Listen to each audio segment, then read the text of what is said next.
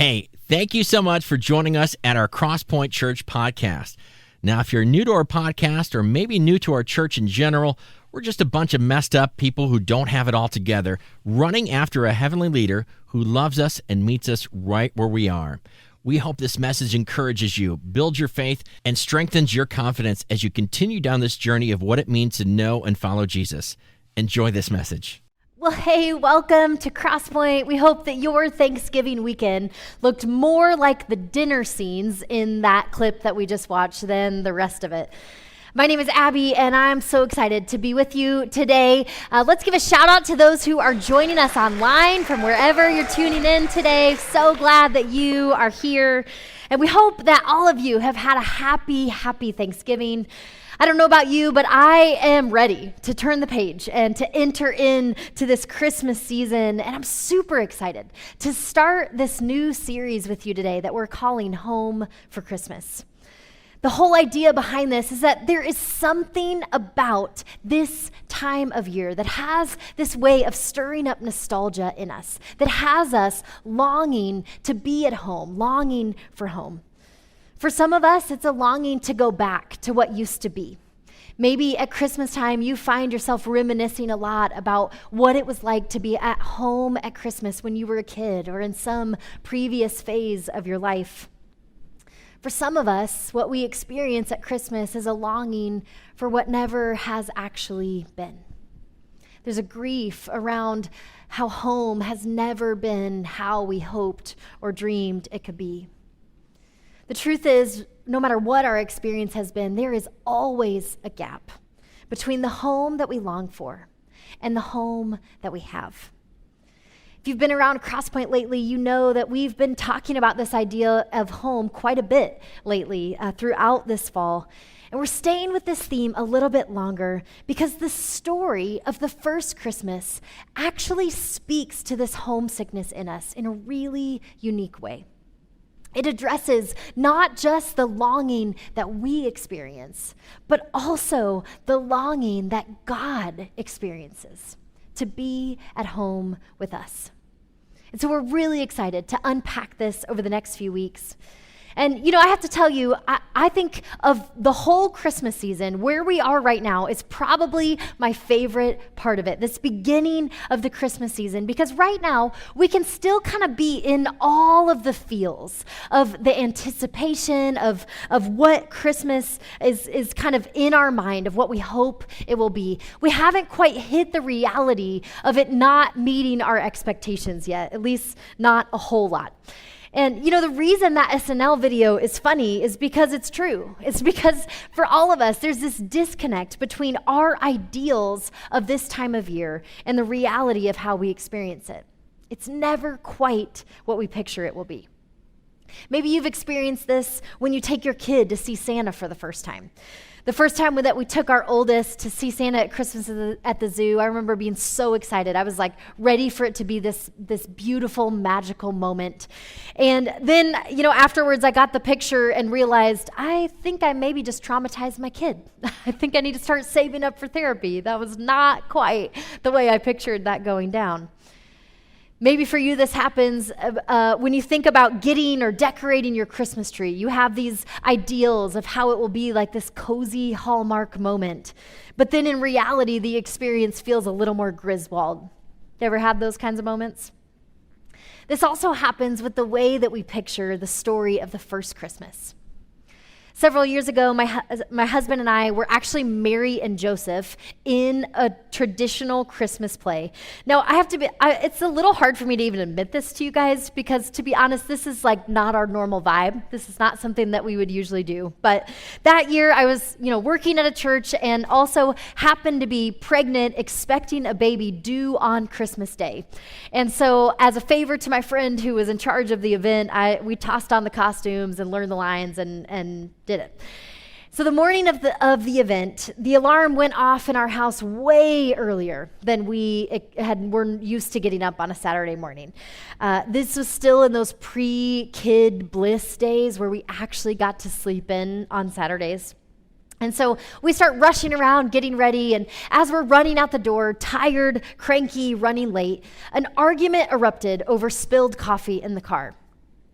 I'm not going to tell you who spilled their coffee in the car because that part's not important. But there we were, all dressed up in our garb, Joseph giving Mary the silent treatment the whole drive to church, as I practiced my lines and added some extra sarcasm as I talked about Joseph being honorable and very kind. It was definitely not the image of Mary and Joseph that we picture in our idealized versions of the first Christmas, though it may have been closer to the reality of it. Sometimes I think we forget that this is a story about real people. Today, we're going to spend some time undoing some pieces of the Christmas story as you likely know it. And I have to warn you, some of what we talk about may shatter how you've always pictured this scene. And I'm sorry about that, but also not sorry, because I think it's worth it. You know, here are some of the common ways that we often depict or imagine the first Christmas, the Christmas story. And one of the parts of the story that often captures our imagination are the circumstances into which Jesus was born. No room in any inn. He was born among the animals and laid in a manger. But what does that really mean? How much of the story as we picture it is actually true, and what has been added over the years? It's kind of like the family tale that you may have just been rehashing over Thanksgiving that has this way of growing over time, the one where everyone's convinced that their version of the story is right, but they're all different versions. Do you guys have something like this? In our family, there is this legend about one of my sister-in-law's most mortifying moments when her dad came to pick her up from middle school. And some say that he just came to the parking lot with no shoes on. Others claim that he was walking around her middle school barefoot. And some others swear up and down that he showed up in just his robe.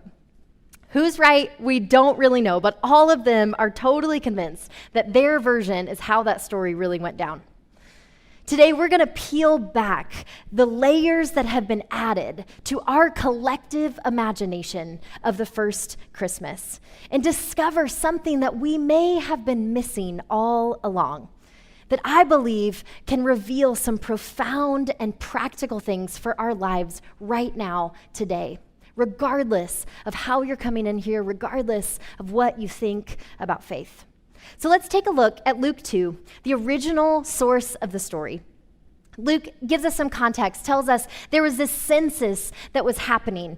And so Joseph went up from the town of Nazareth in Galilee to Judea, to Bethlehem, the town of David, because he, Joseph, belonged to the house and line of David. He went there to register with Mary, who was pledged to be married to him and expecting a child. And while they were there, the time came for the baby to be born. She gave birth to her firstborn, a son. She wrapped him in cloths and placed him in a manger because there was no inn available for them. There's some things that we need to break down here, starting with this whole deal about Mary and Joseph traveling to Bethlehem. The first thing that we need to understand is that in the Middle East and in this time, hospitality was a huge deal. In fact, if you have ever been there or you have friends who come from that part of the world, you know that it still is to this day. So the people in Bethlehem that Mary and Joseph go and encounter when they get there would have taken very seriously their responsibility to care for anyone who came into their town, because it was a chief concern of their culture. The honor of their whole community depended on their ability to care for guests. And if that wasn't enough, Mary and Joseph aren't coming in as just randos. This is Joseph's hometown. This is the ancestral land of his family. And so the expectation of welcome would have applied even more to those who were a part of your family line. Not only that, but Joseph was in the line of King David, which meant that in Bethlehem, he was considered royal. And so because of who Joseph was, almost every home in Bethlehem would have been open to him. They would not have needed to find space in some generic Holiday Inn. Now, if all of that was somehow not enough, I want you to imagine what you would do if a very pregnant woman came knocking on your door asking for help. Can you even imagine responding to her? You can just go hang out in the barn out there, help yourself. No, you would never say that. And we live in a culture that sets a much lower bar for hospitality. See, Mary's condition absolutely would have led people in Bethlehem to do everything they could to find them a comfortable place. In every culture across history and time, a woman about to give birth has been given special attention. And it would have been incredibly shameful for the entire village of Bethlehem if they would have failed to do so for Joseph and Mary. Now, there's one more problem with the common way that we view how this all went down. Many of us have grown up with the idea that the reason Mary and Joseph got stuck out in a stable is that they had arrived late at night and the baby was already on their way. Labor was going, and there just wasn't time for them to figure out a better solution. But notice in verse 6, Luke tells us, while they were there, the time came for the baby to be born. Now, we don't know exactly how long they had been there, but that language definitely doesn't suggest this middle of the night urgency that our Christmas plays have portrayed. So all of this begs us to ask the question, where was the manger and what was the inn? The answer we actually find in learning a little about a typical village home in Bethlehem and the surrounding region. See, we've got a picture of what this would have looked like. Most homes in that day had two rooms, maybe two rooms. One was a room for guests, if you were wealthy enough to have that. And the other one was a family room where pretty much everything else took place. This family room was all in one, a kitchen, a living room, and everyone in the household's bedroom. Let's take a moment to give thanks that this is not the norm in our community. And so this was kind of the home that people typically lived in. And the family room was interesting. It had this area that was a few feet lower than the rest of the room, an area by the door, where the family's animals would be brought in during the night to keep them safe and to provide some heat for the house in the winter times. And so the floor of the family room would have been slightly sloped, and at the end of the floor, closest to this lowered area where the animals would come in overnight, they would dig out these mangers so that during the night, if the animals got hungry, they could reach their heads up and eat something out of the manger that was right there kind of on the edge of this living room, kitchen, bedroom. When I first heard this, I remember thinking, I can't believe that they would bring those animals into their house, in the same room where they slept. And then I looked over and I saw my dog all sprawled out on my bed. It's like, oh, I guess, we kind of still do that. So most likely, the point of all this is that when Luke tells us that Jesus was placed in a manger, he's assuming we know that it was in the midst of a family's home, right in their living room. So then we may wonder, what about the whole no vacancy in the inn part? The word that Luke uses here that we have heard translated as inn is the Greek word katalima, and it literally means a place to stay. This was the word that you would use for inn, but also for guest room, sometimes even for house. And there's another place in Luke's writing, chapter 22, where he uses this same word in a way that clearly means guest room. So almost all modern translators agree that guest room is what Luke actually means here, that inn is not an accurate translation of what was going on. So let's read this again with these things in mind.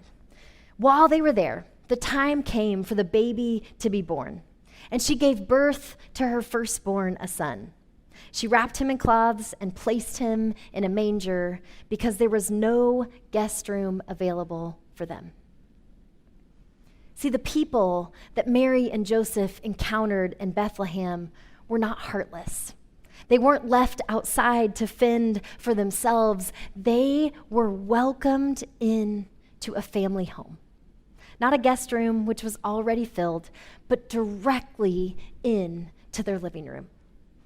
It's a totally different story than many of us have pictured. But reimagining it actually opens up new possibilities. It doesn't cheapen the significance of the Christmas story. It actually brings rich meaning that we can't find in that Christmas pageant version.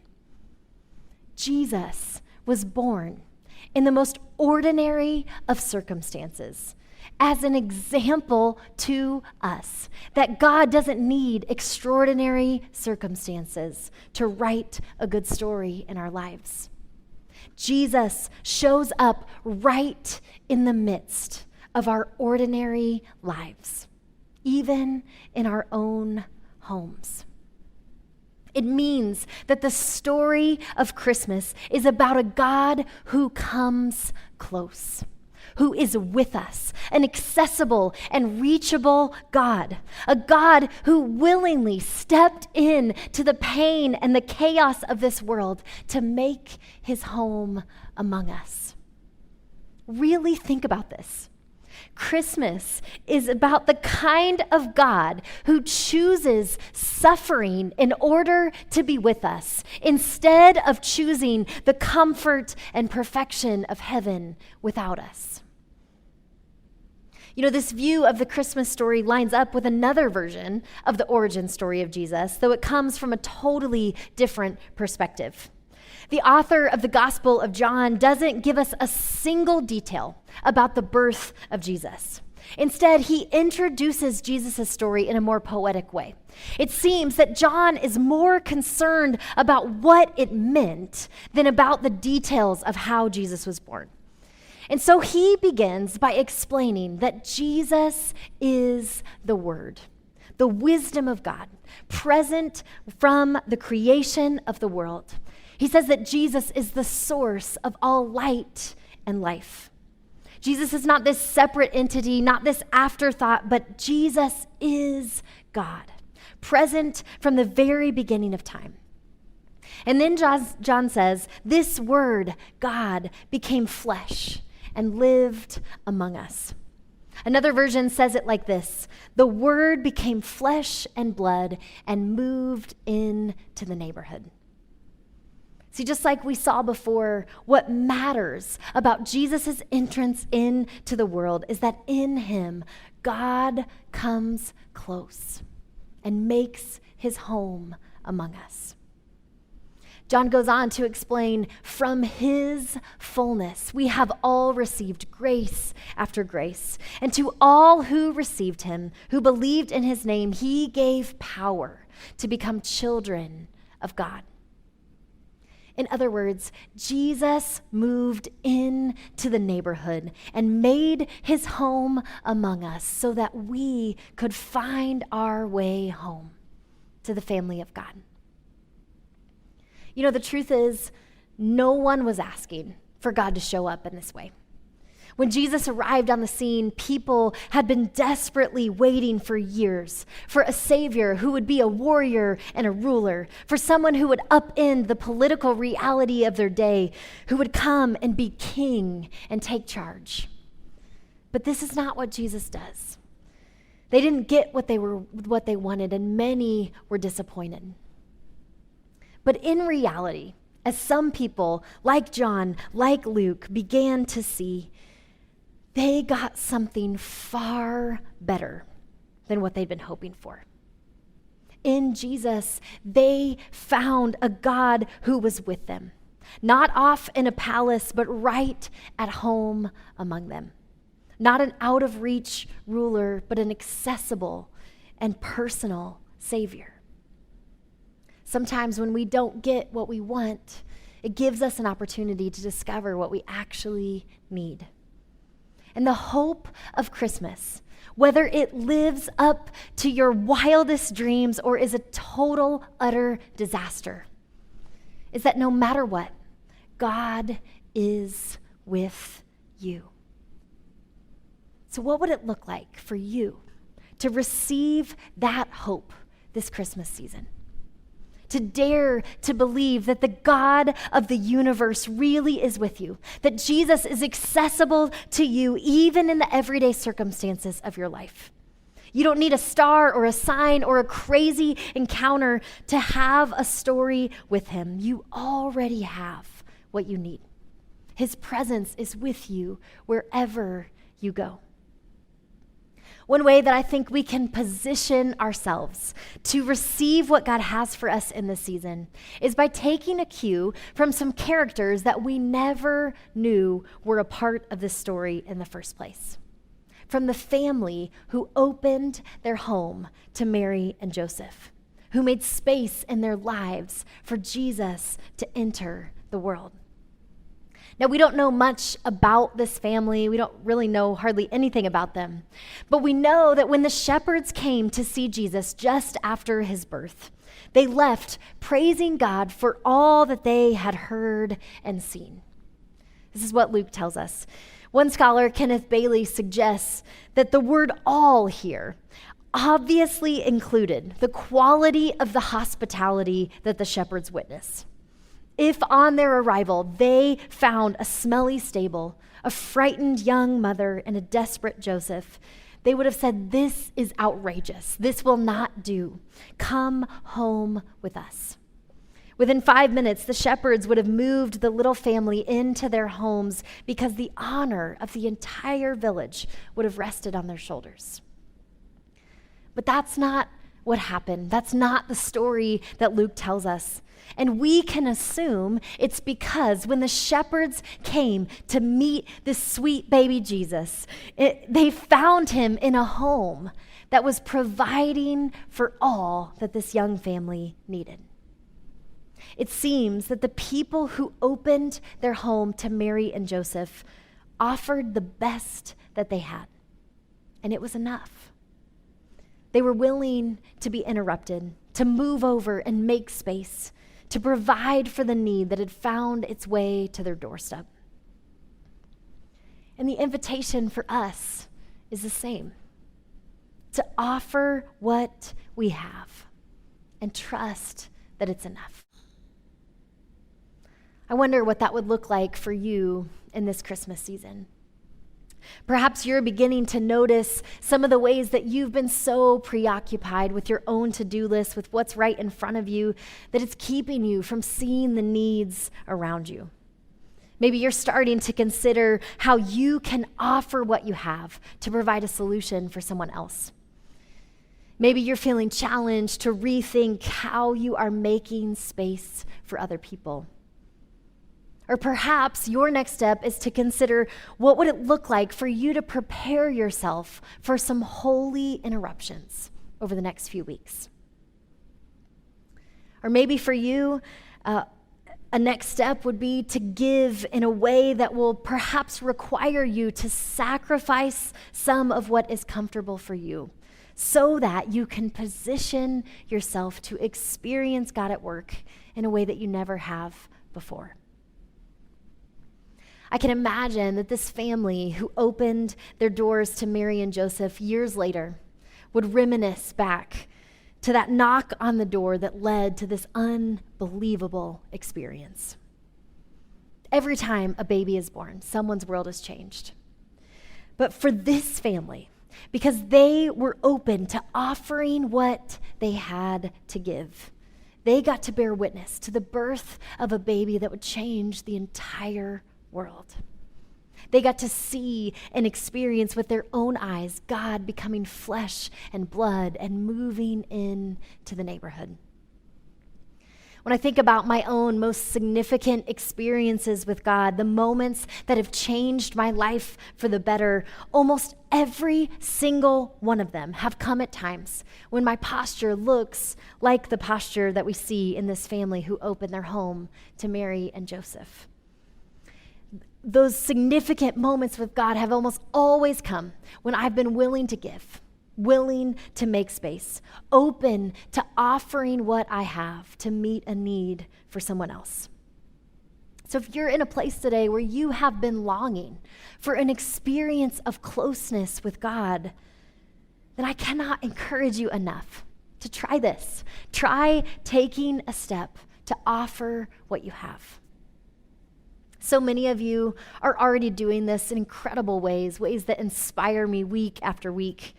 Just one example, last weekend, I got to spend the weekend watching our CSM leaders give up their whole weekend to be with students because they understand the power of what can happen when we offer what we have.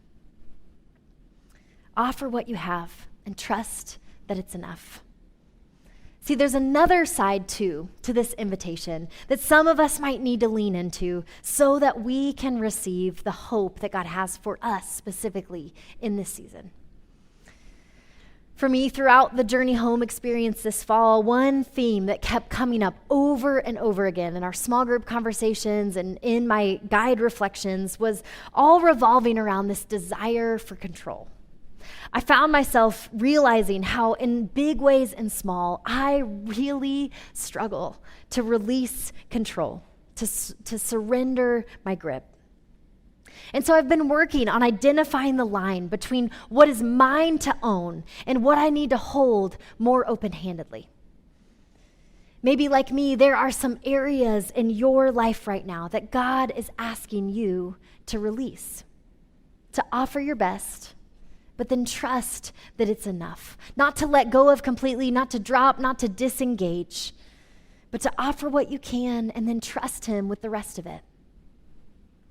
Maybe what's coming to your mind is a situation at work that's been difficult to navigate, or a conflict in your family that seems hopeless to resolve. Maybe there's a person that you love that's making choices that you're worried about, and you just wish that you could have more control over what they're doing. Maybe there's a financial uncertainty that's been keeping you up at night. What is it for you? Is there something in your life right now that it's time to hold with open hands? Not to disengage, but to offer your best and trust that it is enough. Who knows what we may get to experience when we do this? How God might come and show up and birth something new that we never saw coming. Let me pray for you. God, I thank you that you really are Emmanuel. You are God with us. And as we enter into this season of celebrating your coming to earth, may we have a sense of the way that you are coming to meet us right in the midst of the circumstances that are weighing heavy on each of our minds today. Help us to be open to what it is that you want to do in and through us. Help us to create space in our lives for you to birth something new. Show us where you might be inviting us to invest, to offer what we have to give, and increase our ability to trust you, to notice the ways that you are working behind the scenes, and to know that no matter what, you are good, you are with us, and you will never leave us on our own. Thanks so much for joining us today. Take a moment to follow our podcast on your preferred platform, and be sure to download our app to stay informed on everything happening here at Crosspoint. And if you like what you heard today, don't hesitate to share it with a friend that might need to hear it too.